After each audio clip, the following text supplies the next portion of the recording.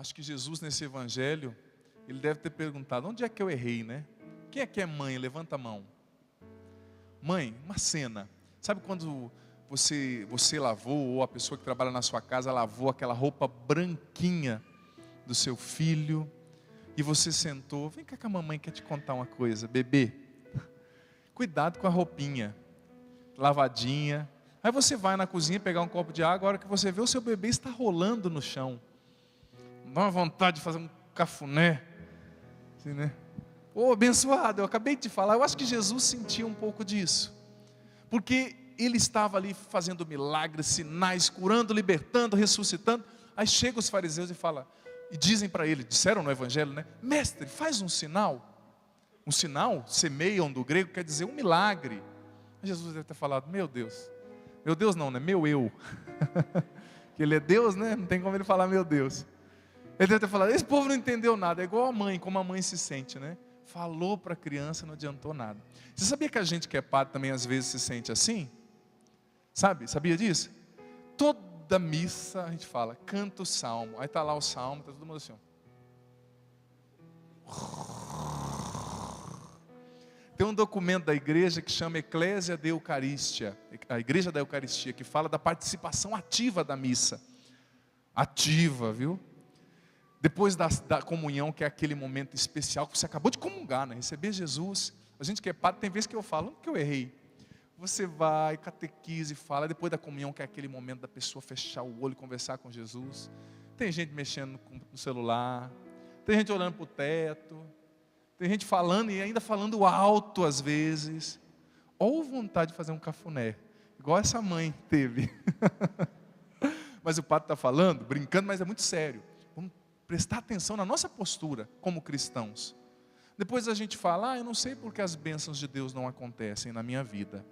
Olha, Santiago disse na sua carta que a graça de Deus não acontece na vida dos ouvintes distraídos. Não seja, filho, um ouvinte distraído. Participe da missa ativamente. Independente do padre, participe da missa. Vamos cantar uma música aqui que fala da nossa família. Essa música aqui é das antigas. Não quero denunciar a idade de ninguém, não. Mas eu sei que tem gente que talvez não conheça, ou tem gente que talvez conheça demais, né? Então, pelas expressões, a gente vai descobrir as idades. Mas é uma música muito linda. Coloca a mão no seu coração. Essa música é do Padre Zezinho, que marcou e continua marcando gerações, encantando corações. Fala sobre a realidade da família. Você que sabe cantar, canta. Você que não sabe, escute essa linda canção. Das muitas coisas do meu tempo de criança, guardo vivo na lembrança o aconchego do meu lar. Você que sabe, solta a voz. No fim da tarde, quando tudo se aquietava, a família se ajuntava lá no alpendre a conversar. Meus pais não tinham nem escola nem dinheiro, todo dia, o ano inteiro, trabalhavam sem parar. Faltava tudo, mas a gente nem ligava. O importante não faltava, seu sorriso e seu olhar.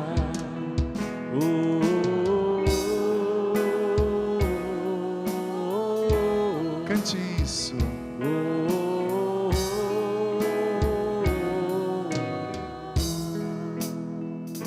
Eu tantas vezes vi meu pai chegar cansado, mas aquilo era sagrado. Um por um ele afagava e perguntava quem fizera a estripulia. E mamãe nos defendia e tudo aos poucos se ajeitava.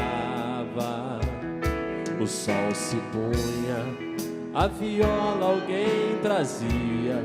Todo mundo então queria ver papai cantar com a gente. Desafinado, meio rouco, voz cansada, ele cantava 1000 toadas, seu olhar no sol poente.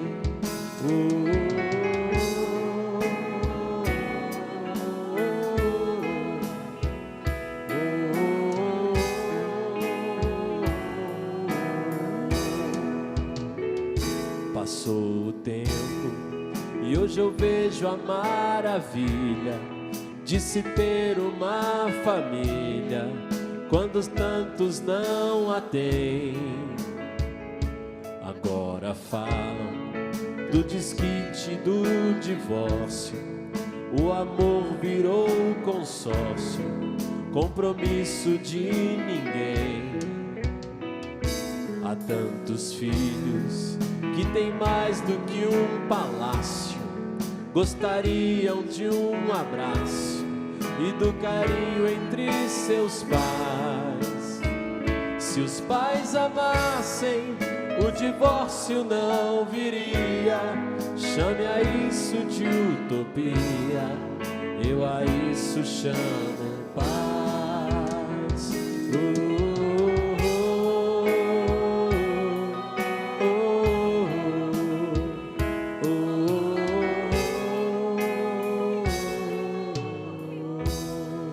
Dê uma salva de palmas para a família, sonho de Deus, realidade querida, sonhada pelo nosso Deus, pela qual nós devemos lutar cada vez mais. Podemos nos sentar nesse momento, e eu quero começar, muita gente suando pelo olho aí já, é? Eu quero começar essa homilia fazendo uma pergunta que eu coloquei também no livro Construindo a Felicidade. Quem souber a resposta, não responda, mas quem não souber, ou quem já souber, pense. Se os mais jovens quiserem sentar, eu aqui na frente nesse espaço, podem vir, fiquem à vontade aqui nesses espaços. Nós já viemos mais para frente com os bancos, mas graças a Deus tem bastante gente, então fiquem à vontade para sentar aqui. A pergunta é a seguinte, preste atenção no padre. Sabe qual é a melhor família que existe? Sabe, você que está aqui, você que está em casa, sabe qual é a melhor família que existe? A melhor família que existe é a sua. Você só tem ela. Você só tem essa família.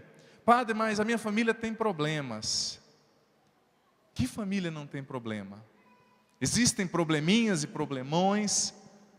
Existem estações nas quais o inverno fica mais rigoroso na vida da gente, na vida da família, mas toda família tem problema, toda família vive dilemas, passa por dificuldades, e as dificuldades são ímpares, e são ao mesmo tempo multiformes. Às vezes a sua família pode ser que todo mundo se dê bem nela, mas de repente vem uma enfermidade, ou de repente uma dificuldade, às vezes de ordem financeira, às vezes de ordem relacional. Às vezes existe alguém na sua casa que é uma pessoa boníssima, mas que tem um vício, que acaba maltratando a si mesmo, a sua família por causa disso. As famílias que nós temos não são perfeitas, mas não dá para negar que Deus sonhou com a minha família, com a sua família, com a nossa família. Por mais que a sua família seja você e uma outra pessoa, por mais que na sua família existam problemas sérios, saiba que a sua família é um lugar no qual Deus quis habitar, e que Deus quer restaurar a sua família. Gente, quantas situações nós experienciamos que nos fazem desacreditar na família, como a última estrofe da canção dizia. Agora falam no desquite, no divórcio, o amor virou um consórcio, compromisso de ninguém. Se os pais se amassem de verdade, o divórcio não viria. E o padre até ironicamente diz, né? Chamam isso de utopia, mas a isso eu chamo paz. Como a canção dizia, tem tantos filhos que bem mais do que um palácio gostariam de um abraço, do carinho entre seus pais. Mas infelizmente, as famílias vão sendo destruídas, na maioria das vezes, porque lá no início, na formação daquele indivíduo, daquele ser humano, daquele homem, daquela mulher, o conceito de amor que ele alimenta já é um conceito equivocado. Quantas pessoas casam assim? Eu vou ver se dá certo. Eu vou ver se dá certo. Filho, filha, Deus não criou você para viver de aventura em aventura para ver se dá certo. Porque quando você usa o outro, você também é usado. Eu uso momentaneamente ali. aquele copo descartável até a hora que ele não estiver vazando água. A hora que tiver, eu jogo fora e pego outro. Implicitamente é esse pensamento que está na cabeça das pessoas aí hoje em dia. Eu uso até corresponder às minhas expectativas. Não fez o que eu quero, eu descarto e pego um outro. Ou uma outra, 20 anos mais nova. Porque o amor, as pessoas já perderam a consciência do que é o verdadeiro amor. As pessoas confundem busca do prazer egoísta com amor, confundem tantas coisas com amor. Então o problema da família não está na família somente, mas está na formação daqueles homens e mulheres, daquelas crianças de hoje que vão constituir as famílias amanhã. E o padre vai falar sobre isso hoje, sobre a formação.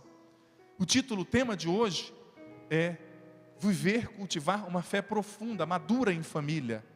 O tema da nossa quarta semana, das nossas 9 semanas de oração pela restauração das famílias.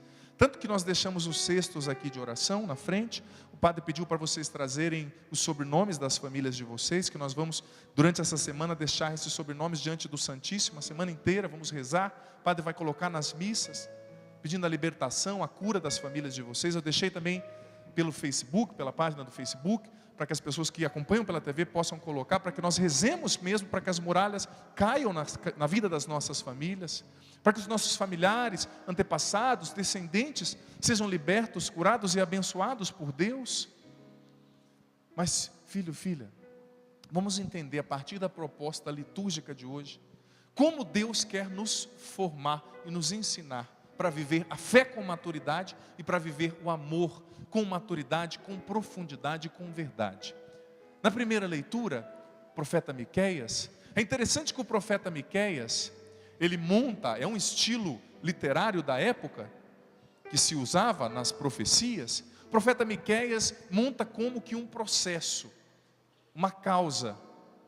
De um lado da causa está Deus, do outro lado da causa está o seu povo, e a testemunha desse processo é a terra inteira. Interessante o jeito que a Bíblia arquiteta as coisas, não é? Essa linguagem metafórica, bonita. A testemunha é o céu, a terra é a criação. E Deus vai dizendo: olha, povo meu, o que eu te fiz para você me renegar? O que eu te fiz para que você não aceite o amor que eu quero te oferecer? O que eu te fiz para que você alimente a infidelidade, insista em ser infiel e em se afastar de mim? Em suma, é isso que Deus diz através de Miqueias. E no versículo 8, Deus relembra todos os milagres que Ele fez na vida do povo. No versículo 8 da primeira leitura, Deus diz: eu tirei vocês do Egito, eu levei vocês pelo deserto, eu te dei a vocês uma terra onde mana leite e mel, a terra prometida, mas vocês insistem em não reconhecer o meu amor. Insistem em não reconhecer que eu amo vocês, que eu tenho uma felicidade para vocês que ninguém e nada pode dar. Vocês insistem em não reconhecer que a cura que a sua família precisa está em mim, que a libertação que você precisa. Quantas pessoas doentes, gente, como padre, quantas mensagens eu não recebo pela internet, pelo Facebook, pelas redes sociais, todos os dias, de pessoas: padre, eu não tenho mais alegria, padre, eu não quero mais viver. Gente jovem. Mas Deus está dizendo: olha, o que você precisa está em mim. A cura que você precisa está em mim. A libertação, a ressurreição, a vida nova, a transformação para a sua família, para a sua casa. Só que Deus, Ele apresenta para nós uma pedagogia de liberdade. Ele não quer te dar um embrulho fácil. Ele não quer te dar uma solução paliativa. Não adianta. Você já percebeu que muitas vezes nos postinhos de saúde que a gente vai por aí, dor no pé, dipirona, dor no ouvido, dipirona, dor no olho, dipirona, mal-estar, dipirona, dor na sobrancelha, toma dipirona que passa, dor no estômago, eu tenho um remédio novo para você aqui, dipirona. Sempre aquele remédio paliativo que o médico finge que vai resolver e você finge que acredita, às vezes, ou o atendente ali, né? Desculpa falar, mas vocês sabem que a nossa saúde pública no Brasil é fantástica. Então, dentre tantos outros problemas, né, que eu não vou entrar nesse mérito, mas às vezes a gente vai se contentando com essas soluções paliativas. E na vida espiritual também é assim. Eu vou lá na missa do Padre Adriano hoje porque eu estou com um problema na minha família, eu estou sentindo uma angústia e eu quero sair mais leve. Tudo bem, você vem para sair mais leve, mas se você não fechar a torneira que está jorrando a água que te deixa angustiado, amanhã cedo você vai acordar muito mais angustiado que hoje. Mas infelizmente a gente quer uma coisa instantânea. Padre, vem cá, me dá uma bênção, vai me dar uma bênção para me encher de paz, de alegria. Eu vou te dar a bênção, só que se você não fazer a sua parte, meu amigo, é que nem instrutor de academia, né? Personal trainer. Eu tenho um amigo que é personal, a situação dele é igual a minha, igual o padre. Esses dias eu e ele estavam conversando entre as peculiaridades entre um personal e um padre. Eu falei para ele, tanto eu como você estamos em uma situação difícil. Porque ele me contando um caso. Tinha uma mocinha, um pouco forte. Padre do céu, cuidei daquela menina. Fazia aquela menina correr. Abdominais. E exercício assim, assado, de ponta cabeça, tal. Mas a bendita não fechou a boca. Passou 3 meses, ela veio reclamar e não perdi 300 gramas. Aí ele olhou na sacolinha do lado da mão dela, uma bomba de doce de leite. Entendi porque que você não perdeu. É que nem eu que sou padre. Posso rezar por você, posso te atender em confissão, posso te dar uma bênção. Se você não fizer a sua parte, meu amigo, tua vida não muda. Não adianta. Não muda mesmo. É por isso que eu falei que eu e esse meu amigo temos algo em comum.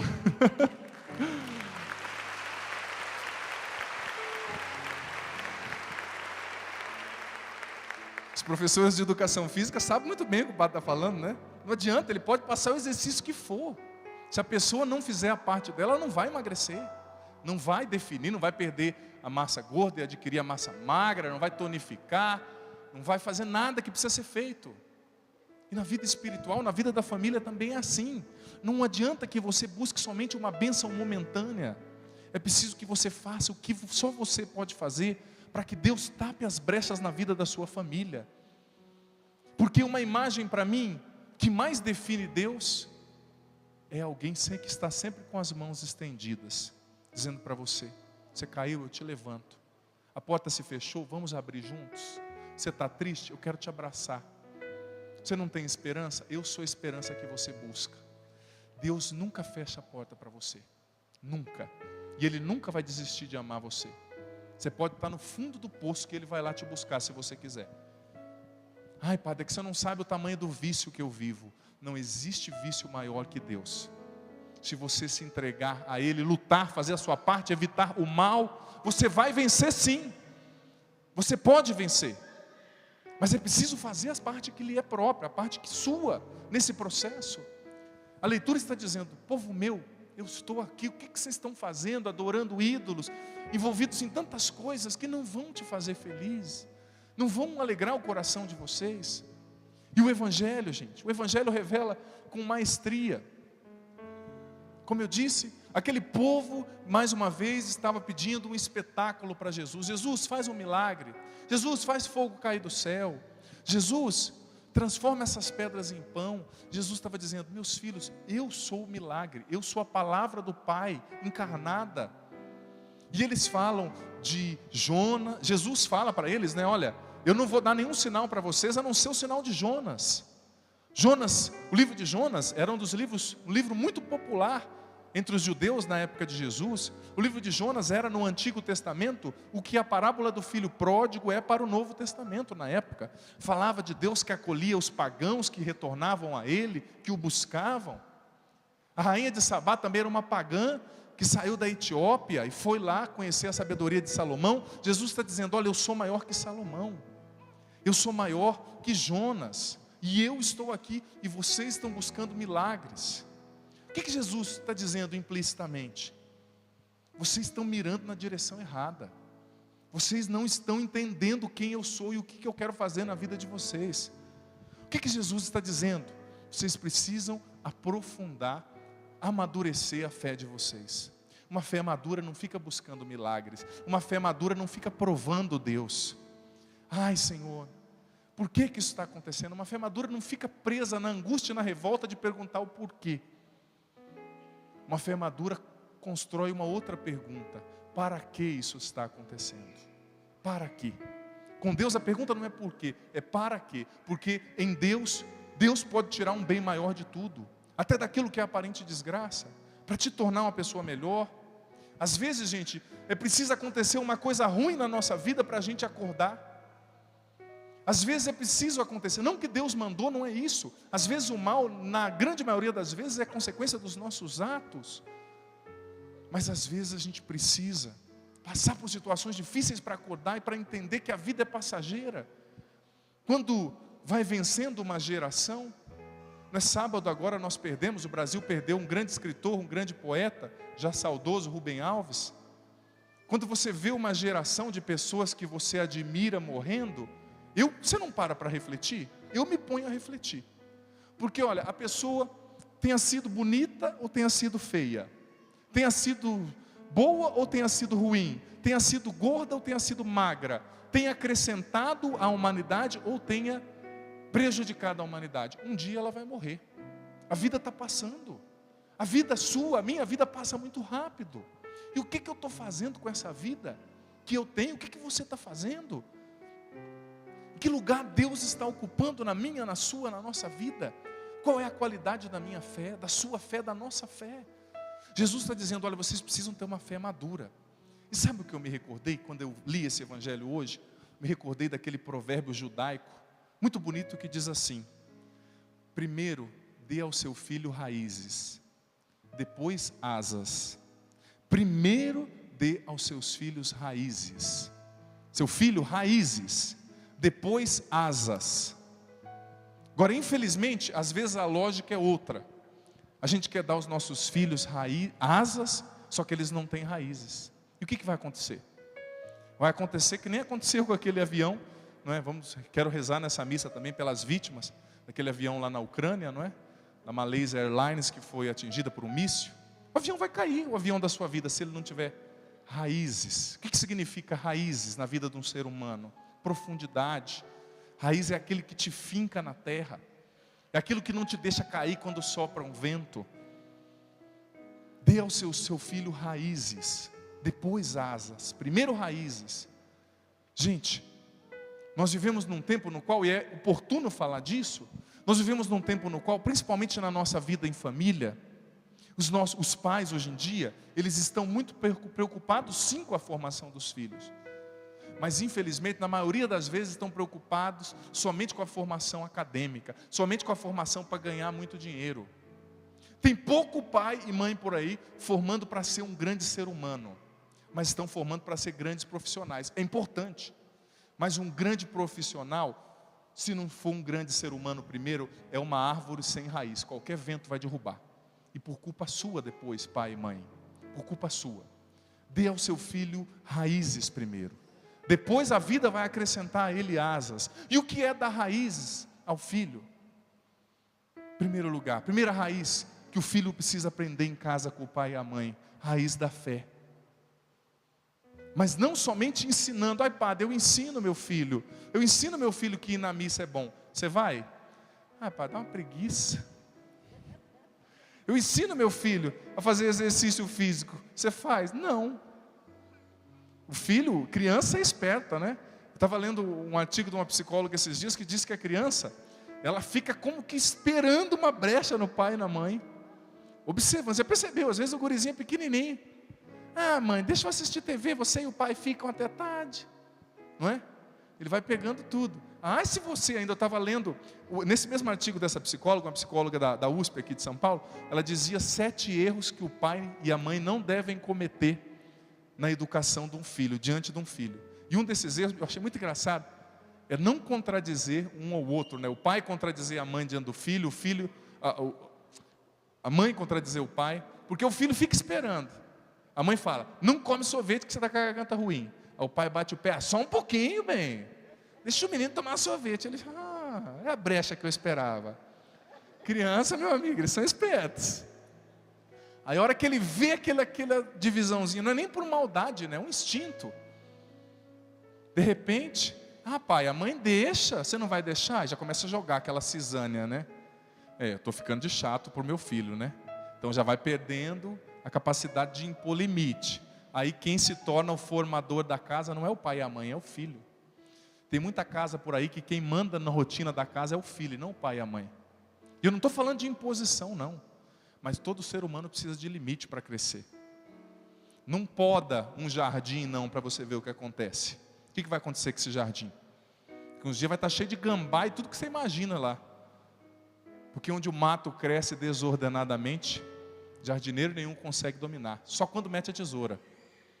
A tesoura do carinho, obviamente, mas da educação, da formação. Raiz da fé. Raiz do conhecimento bíblico.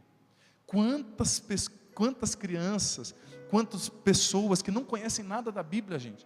E às vezes faz umas perguntas para nós que são padres. Às vezes eu estou no meu programa da rádio ao vivo, me faz cada pergunta que eu seguro para não rir. Eu falo, o cara não perguntou um negócio desse, não pode. Imagina, né? O padre ri do fiel ao vivo, fica feio, né?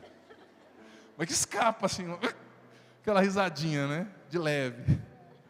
Mas como é que o cara não tem noção nem do que ele comeu ontem? Mas muito bem, na hora não tem tempo para ser. Lá em casa, padre, a gente não tem tempo para ler a Bíblia porque a gente assiste a novela.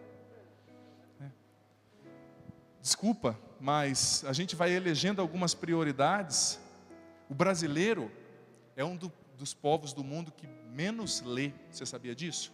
E muita gente não lê porque fica preenchendo a cabeça com novela, com tanta futilidade. Me perdoe. Você sabia que o Brasil é um dos países que menos lê e é o 7º no ranking de assassinatos no mundo? Porque onde falta educação, sobra violência. Onde falta leitura, sobra hostilidade.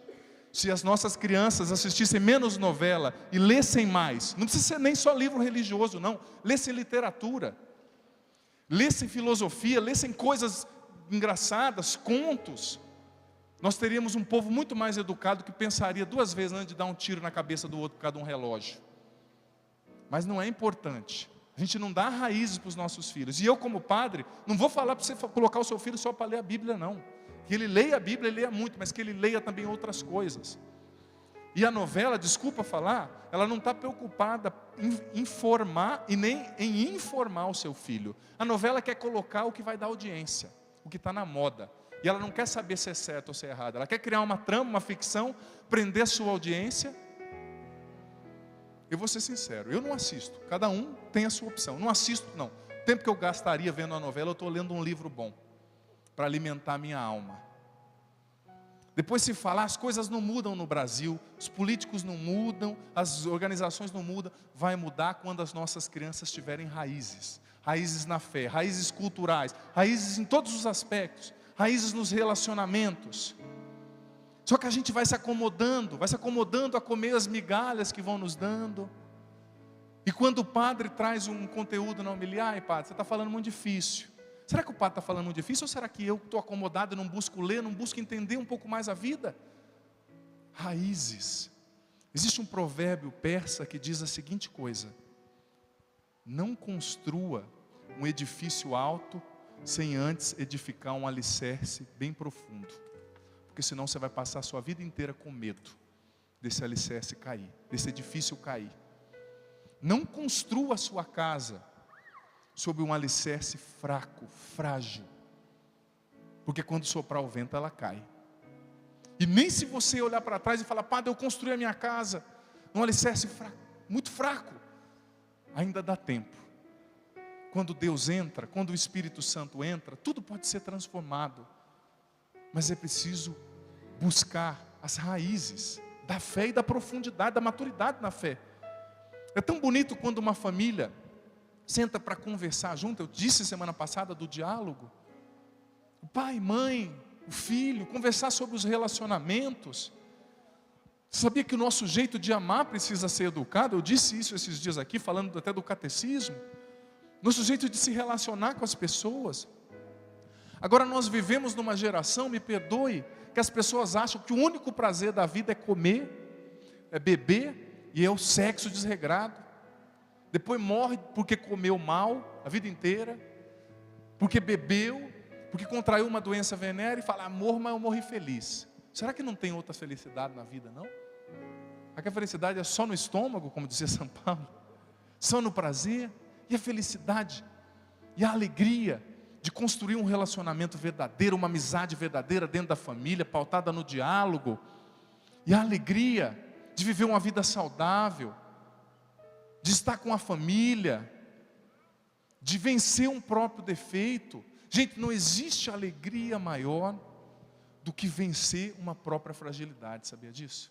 Esses dias eu ouvi uma história que chamou tanto a minha atenção, história de um norte-americano, que ele morava num dos estados do sul dos Estados Unidos, eu não me recordo o nome, que ele dizia que ele tinha um vizinho muito estranho. O vizinho era cientista, sabe aqueles caras barbudos, meio estranho, e esse vizinho tinha um jardim, e esse rapaz que escreveu essa história no livro também tinha um jardim.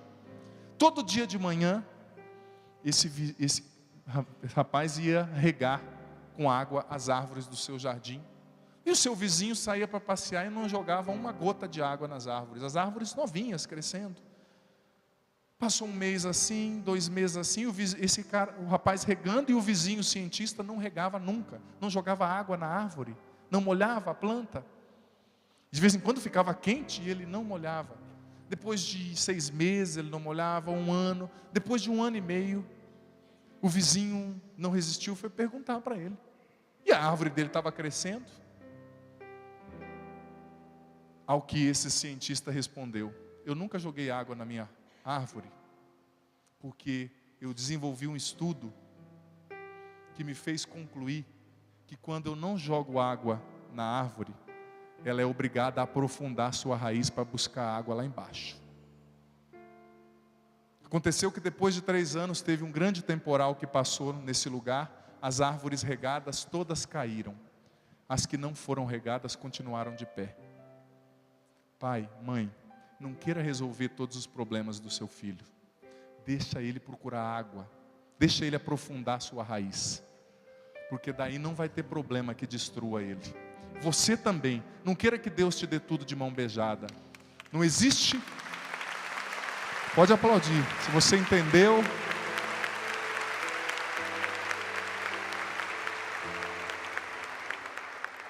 Não existe alegria maior do que você conseguir superar um limite, sabia disso? Não queira que Deus te dê tudo de mão beijada, não queira dar para o seu filho, pai, mãe, tudo de mão beijada. Não dê o peixe, ensine a pescar, esse ditado tão usual. Ai, padre, eu não consigo. Você consegue sim. É uma alegria superar um próprio defeito, um próprio limite. E tem um provérbio africano. Já falei de um persa, um judaico, agora vou fechar com um africano, para contemplar quase todos os continentes. Tem um provérbio africano que diz que quando o inimigo do interior está vencido, o inimigo do exterior não pode nos destruir. Em Deus, domine os seus defeitos, domine os vícios que estão destruindo a paz em você e na sua família, a começar do seu coração. Aí não vai ter qualquer realidade externa que pode destruir você. Domine o seu temperamento, o seu ímpeto. Às vezes nós somos tão impulsivos, falamos a hora que tinha que ficar quieto, ficamos quietos a hora que tinha que falar, colocamos tudo a perder. Controla essa língua, meu irmão. Olha para quem está do seu lado, fala assim: segura essa língua. Diga para essa pessoa, que a sua língua seja um instrumento de bênção, de edificação, de bênção para a sua família. Vamos ficar em pé? Dá uma sacudidinha aí em quem está do seu lado. Vai que essa pessoa ficou com sono. Dá uma mexidinha assim nessa pessoa. Isso, diga para ela: coragem. Vamos rezar agora. Fala para ela: vamos rezar? Convida essa pessoa, esse irmão, essa irmã. Nós vamos cantar uma canção muito linda que se chama Força e Vitória, dizendo que nada poderá nos abalar, nada poderá nos derrotar, porque a nossa força e a nossa vitória tem um nome e é Jesus. Saiba disso, filho, filha. Deus quer te dar a graça de vencer, você mesmo, com o auxílio dele, vencer as coisas que você precisa vencer dentro de você, no seu temperamento, na sua família. E quando faltar água, não ache que Deus te abandonou, não. Ele está tirando água momentaneamente para que você busque e aprofunde as suas raízes no amor dele.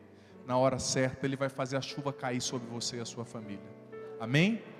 Vamos aplaudir o Senhor então, que pode realizar isso, que que está no meio de nós. Todo joelho se dobrará e toda língua proclamará que Jesus Cristo é o Senhor. Levanta os braços, ergue o mais alto que você puder. E eu quero ver você cantando com fé, se aprofundando suas raízes no coração do Senhor. Todo joelho se dobra e toda língua proclamará. Cante isso. Que Jesus Cristo é o Senhor. Jesus Cristo é Solta a sua voz. Sobre a sua família, todo joelho se dobrará. Sobre as dificuldades na sua casa. Que Jesus Cristo é o Senhor.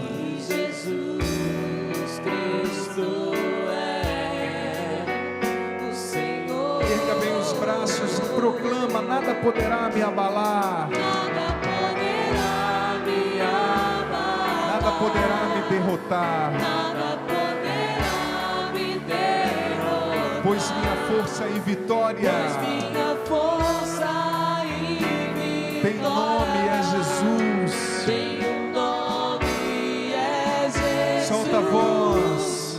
Nada poderá me abalar. Canta isso. Nada poderá me derrotar. Pois minha força e vitória Do é início, Jesus. do início uma vez mais, você vai cantar pensando na sua família, nas situações da sua casa, nas situações do seu trabalho, do seu casamento.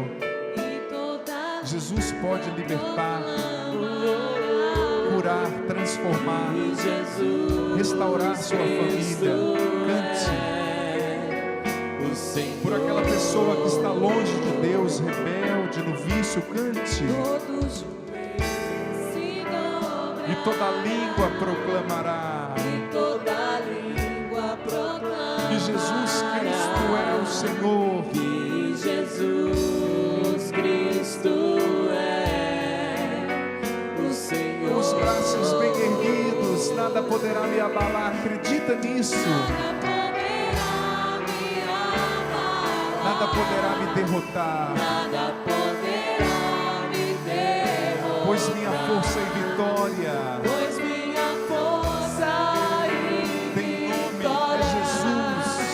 tem um nome, é Jesus. Nada poderá me abalar. Nada poderá me abalar. Nada poderá me derrotar.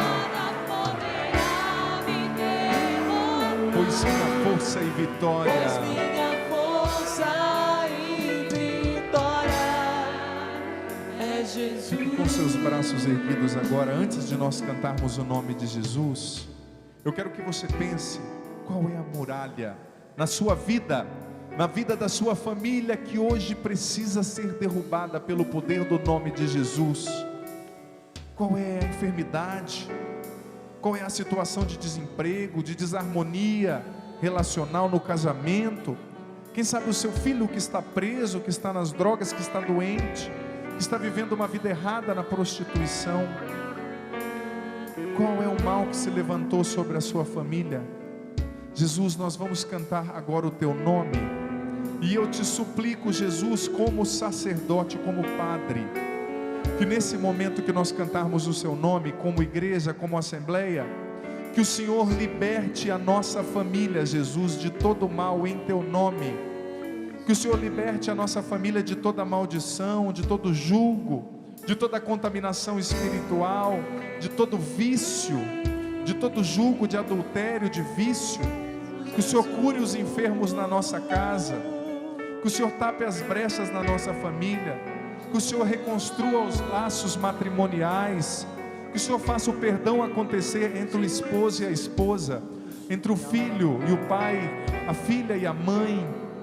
Que o Senhor restaure as nossas famílias, que as correntes sejam quebradas, Jesus, em teu nome, que as algemas sejam quebradas, que os muros caiam, que a divisão caia, que o ódio, que o rancor caia na vida da nossa família. Abençoa profundamente os nossos lares, nossos familiares, nossos bens. Toque essa mãe que está chorando agora, Senhor, diante da situação do seu filho, essa esposa que clama pela reconstrução do seu casamento. Essa pessoa, Senhor, que está perdendo o seu imóvel por ausência de dinheiro, toca agora, reconstrói a nossa família e cantemos Jesus com os braços erguidos. Solta a voz.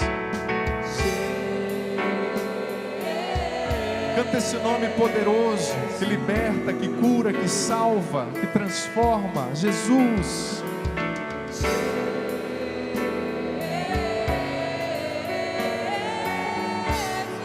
Solta a voz, Jesus.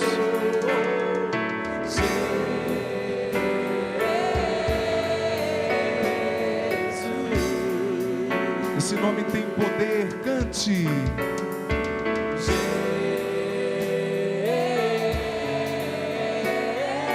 Sobre o seu casamento, você que é casado ou casada, cante esse nome que liberta, que restaura.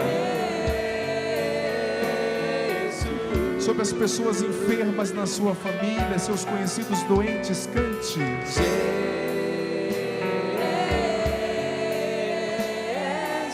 Sobre os seus filhos e filhas, cante isso.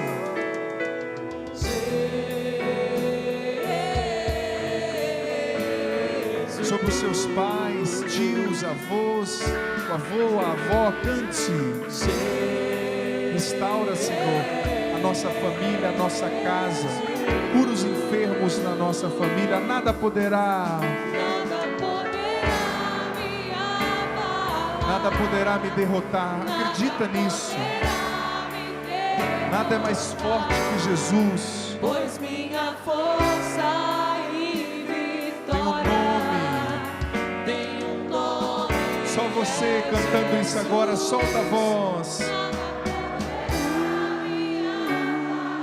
Mais forte.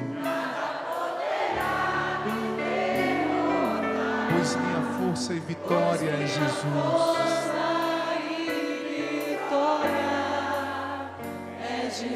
Bem suave, cante isso. Nada poderá. Nada poderá.